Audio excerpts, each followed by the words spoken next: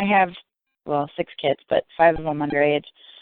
And I have in-laws that my kids visit with out of state. And about a month and a half ago, my kids were, a couple of them were out of state with the grandparents. And I had Child Protection show up at my door with all of these allegations. And I didn't know where the allegations came from. And I just went through, the 45 days of the Child Protection dealing with me. And they ended up closing my case the day that I got subpoenaed to go to court because my in-laws are trying to take custody from me with my kids.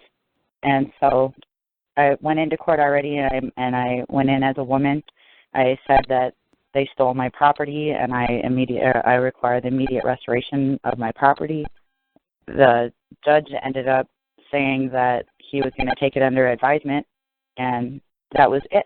The court was adjourned. They basically threw me out. I kept telling them I require the immediate restoration of my property until the bailiff came to escort me out. When was this? This was yesterday. So I'm sitting here, right now they have a temporary order to keep my kids, 2 of them, and they had taken them across state lines, actually, from where I had agreed that they could go to the aunt's house who's asking for custody, though I'd never given permission for them to go to the state they're in or go to the aunt's house. And now they have a temporary order, and they're trying to use every tactic in the book against me. So I walk out of there, and I report a crime. I'm saying, this woman stole my property, and I leave because he made me leave. But that's all. We're basically still in session. Well, when does the temporary order expire? As far as I knew, probably has already. Currently. So what you were able to do then in the court when you were there was prevent them from being able to issue any new orders whatsoever. So it just means that they have your sons and your daughters, but they don't have any authority to actually have them at this point. I'm actually helping somebody right now in this exact same situation, where the court, where Child Family Services here in Manitoba was going after an order for the custody of this guy's kid that they took more than a month and a half ago, and we shut them down. The court doing exactly what Karl and I were just talking about, what he's been talking about, what I've been talking about. The court was not able to issue a new order, and you should be able to just literally go and pick up your property, go and take it. And even you could even get the police to help you with that. These people have my son, my daughter. They have no order. They do not have a valid court order to have them. I want them right now. Okay, so then meanwhile, before he's even given his decision, he even has that option. I don't even understand where he gets off thinking that, but he's still going to make his verdict, right? So if I go and I take my kids back. When is he supposed to be giving his decision? He wouldn't tell me. That's because he's not going to. Well, they got 6 months. It depends on how she formed it. If she formed it as a form of a notice or a motion, it depends. Yeah. Okay, ma'am. I'm just not going to at all. What did you actually put into the court? I mean, did you put a notice? What did you put in? Well, actually, I've been working with Gus, so I put some good stuff in there. Let's see. Can you physically point out the man or woman that touched your property? Yeah. Okay. Did you specifically mention that there was a trespass on your property? And when you went there, did you say, Susie trespassed on my property, Susie robbed me? Because if you could witness a theft, if you witnessed when somebody stole something from you, it's a robbery. If you can't, like say you left your watch on the table and you walked out of the room and there's 12 people and you came back, it's a theft. It's not a robbery. You can't actually physically point that person out, that man or woman out, and say, they robbed me. You said something about stolen. In my papers, it's trespass. Okay, but did you say that you were robbed? Or did you say it was stolen? I said she stole them. I said that woman, Alyssa, stole them. Okay. Like I said, this is really horrible how they play these silly word games, but it is extremely important when you're playing in their world. If you want to be in their court, in their world, in which they have jurisdiction authority, if you don't want to open up your own court, yes, you can put a notice into their court, but you've got to be deadly accurate. Like I said, all you had to basically say was, I, a woman, whatever your name is, claimed the wrong of trespass. I was robbed. See Exhibit A. That's all you have to do. You just put the lady's name. You put the lady's name down. It's Susie Johnson robbed me on this day. You put it in an exhibit that she robbed you on this day. Then you can say, I require this in court for the immediate return or immediate restoration of property. And you probably did that. Did you put in, if the court does not restore property forthwith, I'll charge the person who maintains unlawful, illegal, or naked possession an X amount of dollars a day for every day until the property is restored. Did you put something in there like that? Yep. Actually, the attorney got up and made fun of me for doing that. Okay, what I'm saying, what did you literally write? I put in a couple of them. I made a boo-boo with the first one, so I put in some more. The woman, Alyssa, does continues to trespass upon property by way of theft. See Exhibit A and B. Said trespass does cause harm, injury, and loss to I. Said trespass began March 26th. I require compensation of $1 per minute per property until said property is restored. I require immediate restoration of property, I say, and will verify in open court all this to be true. Then I did a notice of cause of action that was probably not supposed to be put in there because it gave them some jurisdiction that it shouldn't have. Like I referred to the grandparents as grandparents, and I talked about homeschool. Yeah. Gus is saying, read what you put in today. Yeah, but what I'm trying to tell them, Angela, when people start going on like that, it's called an impact statement. You could say, see Exhibit B.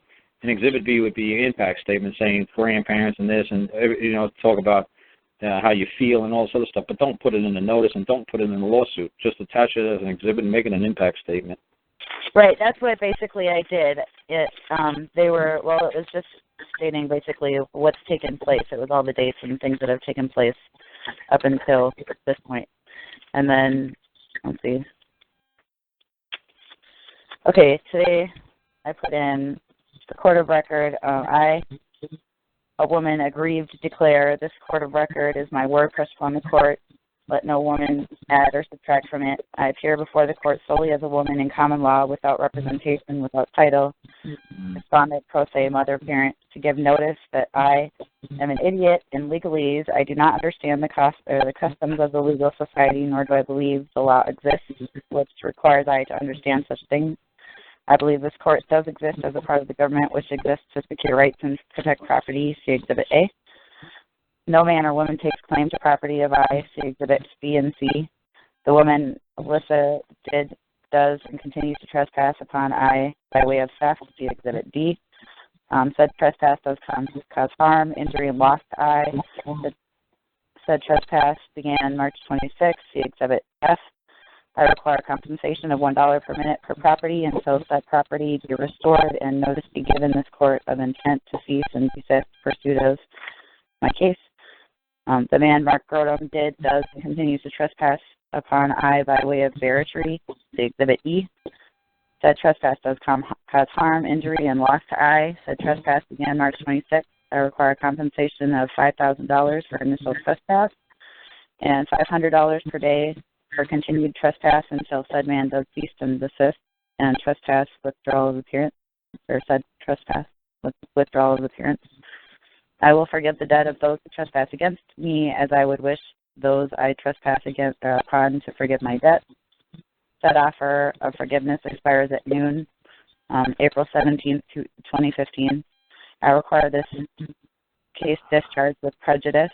I shall hold liable any woman that administers said property without right. And then I've got my exhibits. Yeah, man, like I said one time. When you put a notice into the court, or even when you make a suit or a claim, it should be 1 or 2 sentences. It should be very simple. It's getting pretty lengthy. Yeah, it should just be, I claim the wrong of trespass, see Exhibit A, and then all that stuff you could attach as Exhibit A. You could load up a tractor trailer, it could be your Exhibit A. But all it's supposed to say is I've been wrong. I said, I claim the wrong of a trespass. Robbery, see Exhibit A. And that's it. And then the Exhibit A is all that stuff. All the judge wants to see is that you're making a claim that you discovered gold. And if you want to know where the gold's located, see Exhibit A. And then you can do all the geological surveys, the studies. You could do all kinds of GPS, points and notation. You could do all that nonsense in your exhibit. All the judge wants to hear is that you discovered gold. I discovered gold. See Exhibit A. And he's going to look at Exhibit and say, okay, I accept your claim. Good. Go for it. It's yours. Yeah, the same way. I'm a victim of my own smarts. I used to write incredibly long things like that, and they're less likely to read any of it when you write more. Oh, well, it's hysterical. They'll still actually read your claim into the open court, and they'll put it on a freaking record for you. Yep. Oh. It was so hysterical. A Mexican lady. Her husband called. Well, it's a boyfriend. One of them. If he should marry her or not, because he didn't want to pay for a child who was going to be in foster care for 14 years and it wasn't his kid. So he called me up to say whether he should do the paternity test. I said, why don't you just get your property back and be done with it? And it was so funny. I put like the 2 lines in there because I knew she was Mexican. She couldn't speak to me on the phone. I said, can you teach your wife or girlfriend, can you teach her to say, I restore property, I've been robbed? Can you tell her to say that like 3 or 4 times? And that's it? And it was so hysterical, man. We put like 1 sentence, 2 sentences into the court, and the public defender would not put it in. If you listen to episode 81 on Talkshoe and at 127-469, Dean, he'll laugh. No, I'm talking to Dean. If he hears it, he'll laugh his ass off, this Mexican guy talking to me. Mm-hmm. And he said the public defender would not, he says it's too late to put that in. And it was so funny. When she got, when the prosecutor said, the judge asked the prosecution of the state of New Mexico, what has this woman done in the last 4 months in the interim since we've had her child? And the prosecutor, and they started laughing. They said she hasn't done parenting classes, she hasn't done AA classes, she hasn't done any kind of anger management because she had charges of beating up a couple of cops when she was drunk and the baby fell out of the car seat, in a pickup truck. She hasn't done complied with anything the court ordered. But you know what she did? This is what she put into the court. I, Melissa Rosa, Mendez, required immediate restoration. I've been robbed. And the judge said to the lady, she said, you've been robbed? And she said, see, I've been robbed. And the judge said, are you going to charge us like this money? He said, see, money, my property, give money, no property, money. And the judge said, restore her property immediately. And the prosecutor said, but Your Honor, said, you know the law, restore it now. And then the guy said to me, and serenity was restored. I said, I don't give a damn about peace, tranquility, and serenity. What happened to the damn kid? He said, serenity was restored. I said, oh, you're a Spanish guy. You didn't name the kid Luisa or Maria? No, you named her Serenity. Okay. You got your kid back? And he's like, yeah. Well, see, how simple was that?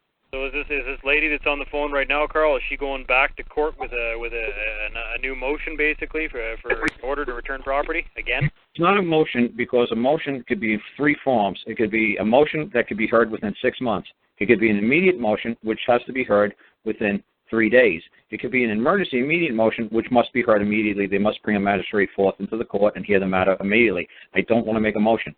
What I want to do is tell her to make a notice, a nice, simple notice, because when she makes a lawsuit, it's not considered court of record and any of this nonsense. Whatever her name is, say her name is Tina Smith, it's going to be the Smith Court at the General District Court of Nebraska, whatever it is called over there.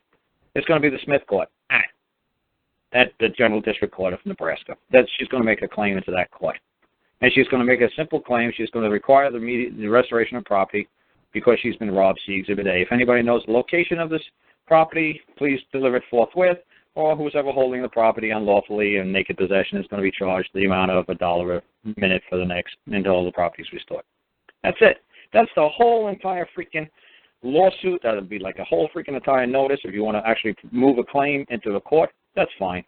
If you just want to still play in their court because it's like, you know what, we'll put a notice into that court. I'm a woman on a claim like that Maria Luisa did, whatever, down in New Mexico. We just put a little simple notice into the court.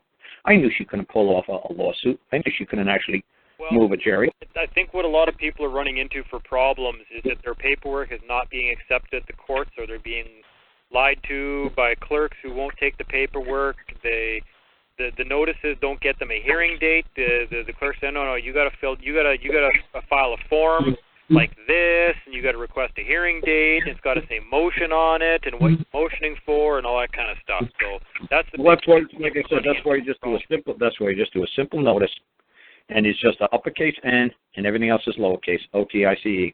Just a simple notice, nothing fancy, just notice. Notice just means like I said, when I was over in England, a German guy said, Carl knows what he's talking about. He said, because when they give a ruling in courts in Germany, the judge will walk over to the window and he'll yell out to the world. He'll give the world notice that this woman Greta, whatever, is no longer married to, Rudy, whoever, and the debts between this man and woman to no longer be bound as one. So he's calling out to the world. He's giving a notice to the world. And obviously nobody's probably really listening anymore. It's 2014. He says, but they still give notice to the world. You still shout it out to the world. When you're doing a notice, all you're doing is putting it into an open forum. You're just shouting it out to the world. When I do notice, I don't put the name of the court. I don't put the plaintiff down there. I don't put the defendant down there. It just says notice on the top. Nice little simple notice. Sticking like a bulletin board, sticking like on a street sign, or sticking it on a mail, what do they call, like a street pole. And I would suggest if people want to, they can put 2 on there, 2, and then if they're going to put people's names on there, put the actual name. Don't call them Judge so-and-so or Justice so-and-so. Put the actual name of that man acting as a judge on there to so-and-so, and is order him to return your property. I require my property now, or you're damaging me. Like I said, the big thing is that you're going after. First, you have to, like I said, you have to say it's a robbery, because there's a big difference between. Like I said, it's sad that they play these simple, silly word games, but there's a huge difference between a theft and a robbery, because a theft means you could have just misplaced that watch. You could have just thought you left it on the table. But a robbery means that you could actually point out in a lineup a man or a woman, and you could testify in open court that that woman actually touched your property. So it doesn't mean that I had to watch her walk away with them, but just knowing, because... Did you see her touch your child, your property, and walk away with it? No, but she's admittedly has them, or she's admittedly in possession. No. I'm saying that's fine that she's in possession, and you're going to charge her for. You say, the person known as, or the woman known as, whatever has been, in possession of, and I'm going to hold her liable for the possession of my property. But what I'm saying is, but you don't know who actually touched the woman, not touched your property. You don't know the name of the woman who actually touched it. There's a great video on YouTube where this little little heavy guy in England, when he's presenting the person to the court and not the man, and the judge is going nuts. So the judge tells the bailiff to get this man out of the building. So the man, as soon as the bailiff comes near him, this little guy jumps into the bailiff's face and says, "If you touch me, I do not wish to be touched, and if you touch me, I'm going to garnish your paycheck. I'm going to take your pension, and you're going to work for me for the rest of your life. Do not trespass. Do not touch me. I do not wish to be touched. I'll sue you." So the bailiff looked at the judge and said, "Judge, can this man sue me?" And the judge didn't say anything. And the bailiff yelled at the judge, "Hey, judge, I'm talking to you. If I touch this man, can he sue me?" And the judge didn't say anything. The guy just brushed the guy's suit jacket and says, "I'm sorry, sir, if I insulted you, if I caused you any harm." He said, "Have a nice day, sir." And the bailiff walked away. And the crowd went crazy in the courtroom. Right. Because the judge can't lie. The judge can't say, "Of course the man can't sue you. I gave you an order. Touch this man." No man can touch another man. Yeah, it doesn't matter if somebody else orders him to do it. Right. So like I said, it's regardless of that she was ordered to take your kid. It's like, well, I was ordered to take your child into custody. Oh, really? Who issued that order? Because I'm going to go after that clown, too. Who created that order? I was going to say, by what authority was that order issued? First of all, right, somebody had to issue that order. Who issued that order? Because I want to hold that man and woman liable for trespassing on my property. I can't order Karl to go steal somebody else's car.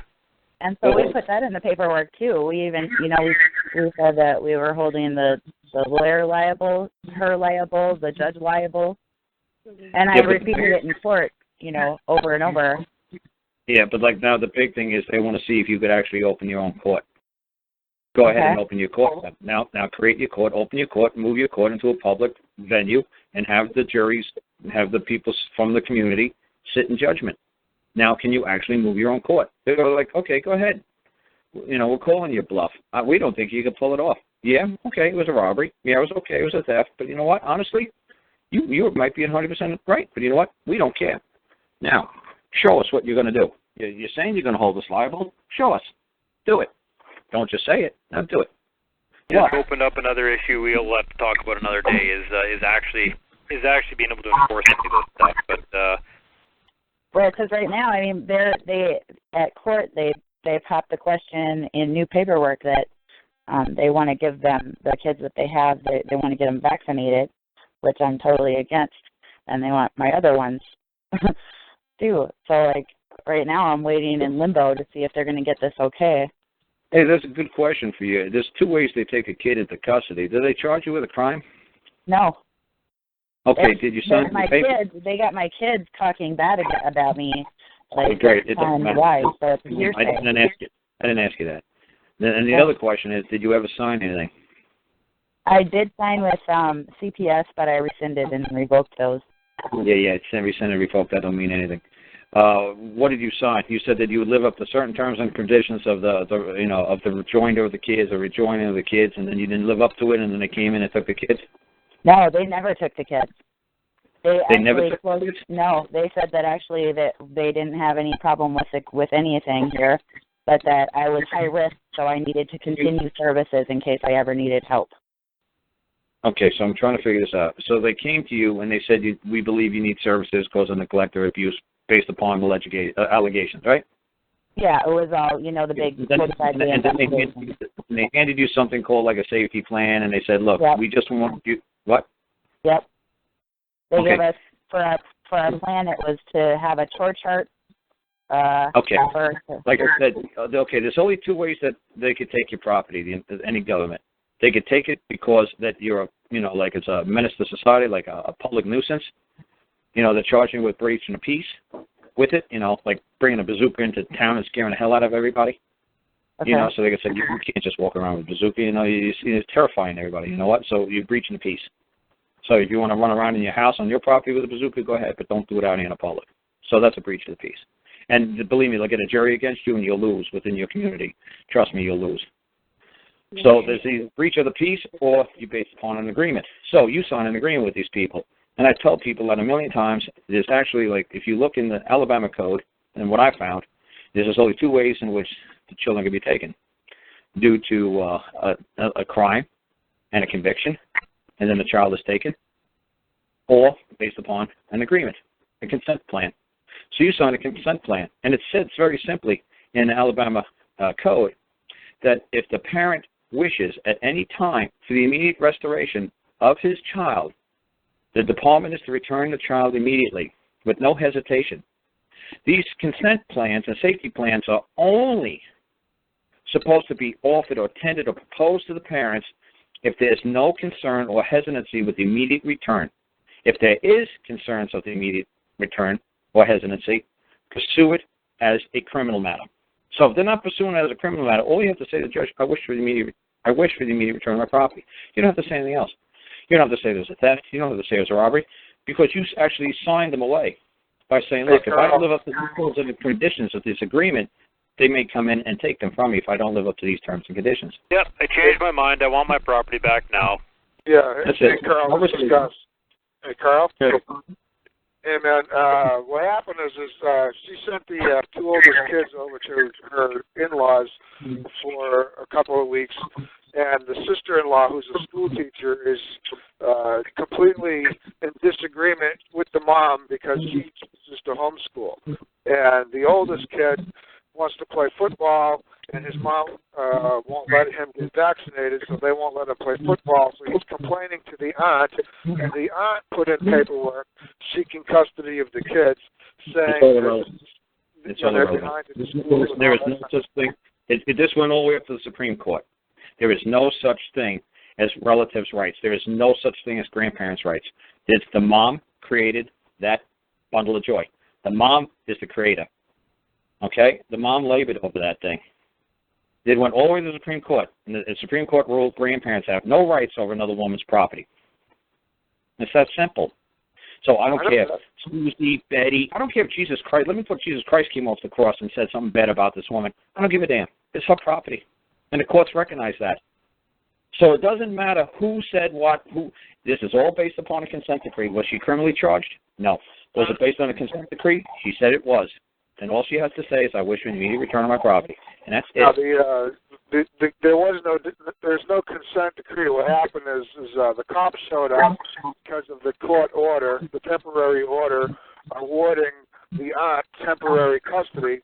They sent the cops in for a welfare check, and the cop said that she was not allowed to go back into the house because she was already she was out shopping. So when she came back, the cops told her she wasn't allowed into the house until CPS checked out the house. So CPS came by the next day, checked out the house, told her everything was fine, and they went away. Okay, what I'm just trying to say is this lady said she did sign, okay? That's all I care about, is this lady said she did sign something with the CPS. But I did, though, send email and give them a letter. Everything else is a result of that. Right. I gave them a letter on the door when they came over that said that I want them to go away, and I resend all my contacts. It doesn't matter. I sent them a letter that was certified and said the all same you thing. have to do is put a notice into the court saying the word notice on the top. Okay. I, say your name, and then all you have to say is wish immediate return of my property. And then you put in 4 corner brackets in reference to case number 62174 because you don't want to reference their number. You just want to put in a 4 corner bracket because you didn't create that number. It's not your number. It's not your case number. It's their case number. So you put in a 4 corner bracket. Yeah, that's simple. There's no rocket science here. I know it's under the 660 code in Alabama. I don't have it off the top of my head. I'm walking around with a cell phone in my hand trying to get ready to take a trip to Missouri to do a little 2-day seminar. But I know it's in the 660 code. All you have to do is in the 660 code, look for the word wish and wishes. Or just wishes. And Google or like PDFs will find it in a heartbeat, the word wishes in the 660 code. So if you want to refer to it, maybe Gus has it. I could have sworn I gave Gus that passage from the 660 code. I don't recall if I've got it or not. I've looked for it in New Hampshire. I know we don't have that over here. Okay, what I'm saying, not that you don't literally have to have it. I am telling you, this is how consent decrees, this is how safety plans, this is how it works. Anytime you bind yourself as man or woman to the state has to back off. Okay, they don't have a choice. This isn't like they have no voice in the matter. At one point in time, you said, "Here, you can use my car." You gave them the authority to take the kids, and now you got to say, "Oh, you know what? I need my car back." Right. It's that simple. So at any time, you can say, "Oh, hey, that car I let you use? Yeah, I need that back now because I actually have to use it, and it's my car, so I need it right now." Right. Because like I try to say to people, look, the Catholic Church provided this wonderful service for 1,000 freaking years. If a single mom didn't have a way to provide for her child, she'd dump it off at the church, and she'd leave a playing card. She'd cut it in half, a Queen of Hearts, or Ace of Spades, whatever. She'd cut it in half. And when she wanted to come back and get her property back, get her kid back, she'd walk into the church, hand the nun her cut card. The nun would go find it in a filing cabinet somewhere, see that it matched this baby at 2 days old. 12-year-old little Susie or Bobby would come out, no questions asked, and would take off with the mom. No questions asked. Not say, can you provide for the kid now? Do you have proper shelter? Do you have medical needs? Will you vaccinate this kid? No questions asked. They just turned it over immediately. And that's the way it still works to this day. Yep. You went to the government, and the government is funny. It's funny if you actually look in the Social Security Act, the Medicaid Act on the 682 and 482, it literally says the government may not make a proposal of the removal of a child from a parent. The parents must come to the government first and ask for aid. They can't knock on your door and solicit. But they do. Yep. So that's the whole trick. It's like, wait a second. I didn't come to you for help. You came to me and said, well, we believe that you need help. No. I don't need insurance policy. I don't need help. I don't need nothing from you. Don't sell me anything. Don't solicit. Everybody out there, you'd be surprised where this can start. The people I'm helping right now, or the individual I'm helping right now, this started because of a school guidance counselor. And as soon as the school guidance counselor got that permission from the parent, within a matter of a week, Child Family Services was involved. Yeah. That's all they needed was their foot in the door in some little minor way, and bam, the government could. Yep, you invited them in. You invited them in. This was a simple consent form to a school guidance counselor. That's all Child Family Services needed to get their foot in the door. Bam, and it was done. So you just got to say, you know what, I made a mistake. Sorry, I actually don't want any of these services. I want my property. Yeah, because what was funny is some lady called me. She was from Guyana, and she called me up. And the cops and the sheriff's department and social services was pounding on the door on a Wednesday, and I was able to get them to leave. Talking to her through the phone, telling her what to say. Friday they came back. I got him to leave. Saturday came back, we got him to leave. But what was funny is Gus put this on the internet somewhere. I think it's just called Guyana Lady. I don't know if you spelled Guyana. I listened 1,000 times. Okay, well, I'm just telling other people. If Dean wants to listen to it, we could actually hear how I was telling this Guyana lady. She was on public housing, had no job. She was a grandma, and she was actually able to keep the social service people and the sheriff's department outside of this public housing door, which they probably believe they have full rights to access at any time with this public Section 8 housing. And she was able to stay them outside the door for 3 days, 3 days in a row, just, talking to them through the phone call from me to them. So, some of the stuff was just hysterical. It was like, we want to see the child. And I said, well, ask them if they got a cell phone. And he was like, you got a cell phone number? Yeah, okay. I said, now take a picture of the kid and text message it to him. And she did. She said, now you see the kid now, what more do you wish? And it's like, oh, we physically want to touch it. I said, well, then are you bound? Are you bonded? Are you identified? Are you sure if you drop this kid and you on its head and it's a quadriplegic for the rest of his life, are you fully covered? Before you touch are you a pedophile? Bring your child down here. I'd like to touch your child while we're at it. Yeah, but I'm saying it's like, are you bonded? It's like, and then how much are you bonded for? Because if you drop my child and it winds up at quadriplegic, you say, oopsie, you're just going to walk away, or you're going to quit social services, you're going to work at a donut shop for the rest of your life? How am I going to be compensated for a crippled child?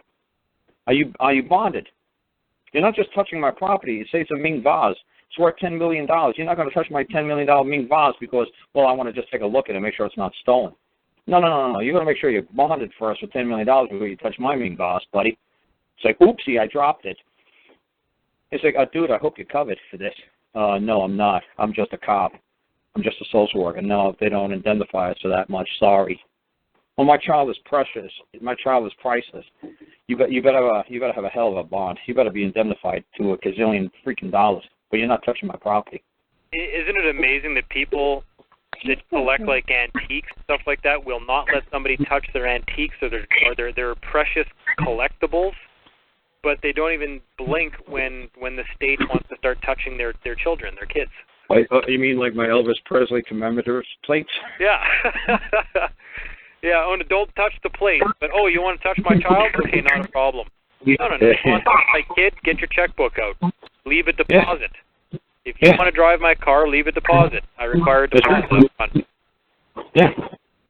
So, but like I said, ma'am, just make it simple. Just say I wish the immediate return of my property. Just put it in the form of a notice. Sign your name, saying above, just say in the reference case number, blah, blah, blah. Like, put it in the four corner brackets so they know what case you're referring to. Even if you grant consent at one point in time, well, now you want it back. Because all this ridiculous court of record stuff and all this other stuff, only man has the capacity to wish. The government can't wish anything. Only man has the capacity to believe and to wish. Yep. So you make a simple wish. And I said, people always laugh at me. It's like, okay, look under the 660 Code of Alabama. What does it say? Upon the wish of the parent, or upon the wishes of the parents, the child must be returned immediately. Wishes.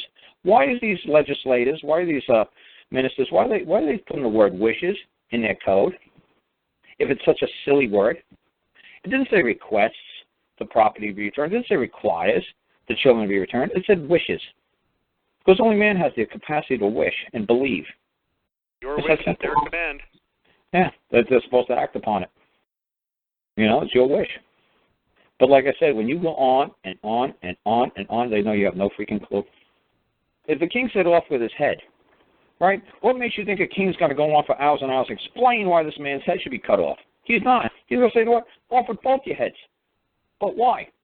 What do you think he's going to give 500 pages of spiel of why your head should be cut off? He's like, cut everybody's freaking head off. I'm done. I'm done talking.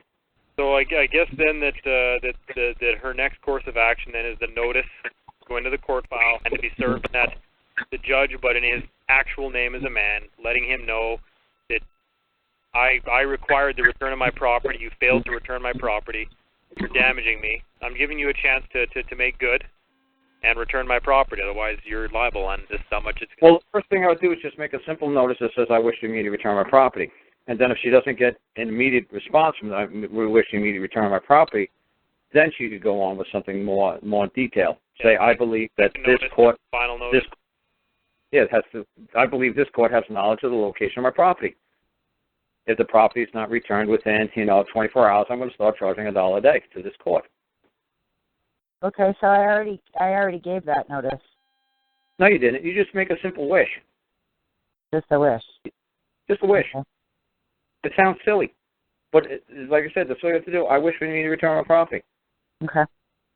And say in just right in reference to case number blah blah blah blah blah. And say I wish to return my, say I wish for the return of my property, and then attach a photograph of, say Exhibit A, say see Exhibit A, and make a picture of your kid and attach it to the wish of that nice little notice. It's like a notice is just you're shouting it out to the world. It's not a judicial notice, because if it's a judicial notice, you're actually directing it to the judiciary, to the judge, or the magistrate, and he could deny it or grant it or whatever. No, you're just putting a notice out to the world. I wish to return my property, and you're just shouting it out the window. You're just sticking it on a board. You're just sticking it on a telephone pole, the picture of your kid, and say, I wish to return my property. And the whole world is supposed to walk by and say, oh, okay, she wishes the property back. Okay, no problem. We see it, we'll bring it back. That's our duty and obligation to our fellow man. We find that something laying around, we'll pick it up and bring it to her. They know their job. They're not stupid. Yep. You just got to keep it simple. That's not the case. You just got to stick to it. When you ramble on, they know you're just winging it. You have no understanding of what it means to be a man or a king. You have no understanding. You're rambling on. You're going to be a fool. A king knows how to command in 2-3 words and be done. Next case. Okay. The other thing is too is that is the reason why Karl's saying to use simple sentences and you repeat them is you have to say the same thing word for word. If you add a word or leave a word out, the second time you say it, that's a whole new sentence. It's a whole new notice. It's a whole new claim. Golden ovation. So it's not the second time you said it. That's the first time you said a whole new sentence. Oh my goodness. A word or it had a word added. That's why I tell people if you do more than 8 words, 15 words, and you have to repeat that in court 3 times, you're going to mess up. Yep. So keep that in mind. Like I said with my sister, she just kept saying, "I, Karen, going to, lie my case before the court. I now present my case to the court," and that was it. And that's all she had to do. So a lot of times people say, "Well, I said the same thing over and over again 10 times," but then it turns out they said the same thing kind of, but 10 different ways. Well, the judge will trick you and say, that's 10 different statements altogether. Or the judge will trick you and say, well, do you require counsel because this is going to be very difficult. This divorce might go on for months. But you just said the same damn thing. Right. And the judge, we'll provide you counsel if you can't provide counsel your own. She said the same damn thing 3 times, and the judge said, duly noted. Because once might have been a mistake, the second time might have been a coincidence, but the third time was a pattern. She meant it. Oh, yeah. She's like, I'm not here to play games. I'm not here to mix words. I'm here to state my claim, and nobody's going to deviate me from my mission. I got a mission. I got a goal, and nobody's going to, persuade me or trick me or con me in any deviation of my goal whatsoever. It's going to happen. Yep, so careful with that when you guys are repeating things. You think you said it for the third time, you didn't because you said a different sentence if you changed even one word. Yeah, that's serious. Okay, because the big word that the attorneys will use to really mess you up, they'll say, well, let's be reasonable about this. And then they'll try to say, did you mean to say this? Instead of saying property, let's be reasonable about this. Lincoln freed the slaves. You mean children? You don't really mean property, do you? Come on, let's be reasonable about this. They're not really your property. They're not slaves. Don't slaves even and ask property. that. Just repeat the same sentence over again. We're in the prohibiting courts in Minnesota, so, that's part of it, too. I don't know if you've heard about them, but people in Hawaii have. Yeah. Because, like I said, too, because when property means you have the exclusive right to use and enjoy it, exclusive to all that's within the society. And it's that simple. So, like I said, when my kid was taken back in 2001, and they said to me, if you don't sign this paperwork, you're never going to see your child again. I said, are you talking about my property? And the ladies freaked out. One was a black lady, one was a white lady. Freaked out. It's like, property? You just call them property? I said, you're damn right I did. Watch this. Hey, woman, at the end of the table, mother of the kid, you my property? She said, you're damn right I am. The women freaked out. I said, what's your problem, ma'am? What's your problem, lady? Watch this. Hey, woman, what? Am I your property? He said, you're damn right you are. I said, there you go. And guess what? That bundle of joy, my son, on the other side of that window, I'm his property. Only he gets to call me dad. There's no child on planet Earth, there's no boy on planet Earth to this day, to this time, that has the right to call me dad. He could even use and enjoy me as dad. I have a duty and obligation to serve and perform a function for him, exclusive to him. I don't have to do it for anybody else with this society. Believe me, I am his property. He is my property. She's my property. I'm her property. And that boy also could claim that woman is his property, his mom. Yeah. Nobody else may call her mom. Yep. Property is a wonderful, beautiful word. But in the Communist Manifesto, plank number 1, there must be removal of all property from man. Yep. Go look it up. And this can be confirmed as well because just so everybody knows that about 8 months into my incarceration, they're actually a little bit more than that. This was just last in August, turning September of 2014. I was claimed as property by somebody at my own pretrial. Someone showed up and claimed me as their property at my pretrial. And they ended the day really abruptly when that happened. Oh, and yeah. I was taken back to Brandon Correctional Center, but I wasn't put in chains. And the computer, the court computer showed me as not being in custody for the next 5 days, and I was taken back to court. Yeah, it was funny. Somebody was asking me about that. Yeah, because I actually got some man out of jail in Indiana because of that. And his mom went to I actually went there to the sheriff's department with the mom. And I said, that man that you have in custody is her property. And she requires of this, your facility, to release her property to her immediately because she had a farm. She requires her property to perform a function on her farm. And without that property to be available to her, you're going to cause her harm, injury, and loss. She requires the property that you're holding in your custody to be turned immediately. And they did. Which is essentially, like I said, somebody tried that trick with you. Like usually it's good to bring a brother or a mom or somebody to go in there and claim you as property and say that you require. Yeah. It's like they brought me back 5 days later, though, and then while I was in day 2 of my pretrial, they issued a new warrant for my arrest at a whole different court in a different city on the same day and took me back into custody, even though I was... Right, well, like I said, too, it's funny, I did a trick for some kid who was throwing rocks through a bank window. He was one of these anarchist kids. Well, he's 37 years old. Throwing rocks through a bank window. They're not going to play fair, people. They're just going to keep doing this kind of stuff, and you just got to keep saying the same thing over and over again. No. Well, like I said, when this 37-year-old man was throwing rocks through a bank window from across the street at 2 o'clock in the morning, he was arrested. So he said to me, how do I get out of this? I said, it's simple. I said, I know the bank was indemnified to an insurance company. The insurance company paid for the windows that you broke, so obviously the bank's not going to make the claim that you owe them any money because they'll be double-dipping from the insurance company. I said, so just say to the state of North Carolina when they bring you into the court, so I'm here to compensate the plaintiff. Who is the plaintiff? They said, obviously it's not the state of North Carolina because I broke the Bank of America's windows. Is the Bank of America have a representative of the Bank of America on the appear at court today and claim I owe it a debt because I'm ready to pay any debt to Bank of America? Or has anybody within society made an affidavit that I disturbed the peace at 2 o'clock in the morning? Is there any affidavit from pay the debt to society? Is that man or woman going to appear? And they said, well, no. They said, well, then obviously you don't have a case against me, and I wish to have this case, discharged in the society. So they had to discharge it. But what was funny, what the judge did to him, the judge said, fine, case discharged. And the guy smiled, and he said, contempt of court, 30 days for smiling. So even though he got out of the charges, the judge still was going to nail this guy for 30 days regardless, because 30 days was the sentence for throwing rocks through a window. Yep, just because. So like I said, you got to be real careful. Because, like I said, you can even smile, and you got away with it, and you got a dismissal. But like Dean just said, yeah, I got out of this, and guess what? Now they throw this on me. So I start to go this way, and they bring me right back this way. You can't beat these bastards. So don't play their game. Actually, Vic can't even speak on the call here. She got disconnected. It's just about midnight where I am, and I got to get going. But I told her I was going to come back because I was late getting home from work today. I'm still getting caught up after 16 months being in the clink and trying to get my affairs back in order here. But, Karl, I think you and I are going to chat sometime soon here as well. And then I'm going to try to maybe get back on next week onto the show here and get on a little earlier and possibly have some better updates by then when I can get some more of my stuff together here. So I'm going to say goodnight to everybody. I think she's going to try to get back on the call right now, and I got to get to sleep because I got to get up again at 6 o'clock in the morning, put another full day in here. So. All righty.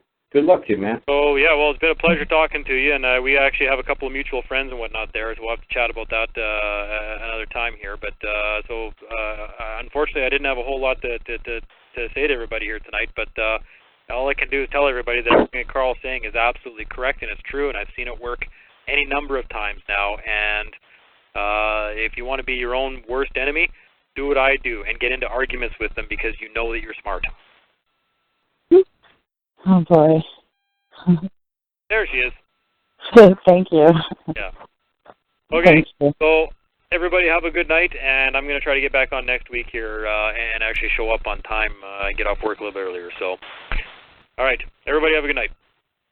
Stay safe. Right, bye-bye. Bye. Well, how would you make a judge move then? Huh? So how would you make the judge move if he's just sitting there after you've already told him, give him your property? Like I said, ma'am, when you start running on and on and on, they know you have no clue. You've got to make one-sentence notices. You put in about 8 different notices under one notice. Yeah. You can make 8 separate notices. That's fine. But you just was running on and on and on. This one's a trespass. This one's a debt due. This one is, a robbery or a theft.